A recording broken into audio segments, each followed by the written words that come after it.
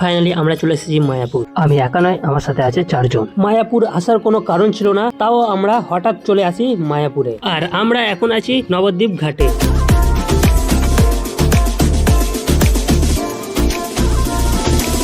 এখন আমরা লঞ্চ থেকে নেমে হাঁটতে হাঁটতে চলে গেলাম মায়াপুর মন্দিরের কাছে। এখানে জুতো জমা দিয়ে আমরা ঢুকে পড়লাম এই মন্দিরের কাছে। মন্দির থেকে বাইরে এসে আমরা দেখি যে এখানে দুটো রথের গাড়ি দাঁড়িয়ে আছে। আর আজকে প্রচুর রোদ ছিল, তাই আমরা এখানে বসেছিলাম। আর মায়াপুরের মন্দিরটা দেখো ভাই, সেরা দেখতে। কিছুক্ষণ ঘোরাঘুরির পর আমরা দেখি যে এখানে কিছু বাচ্চা ছেলে খেলছে।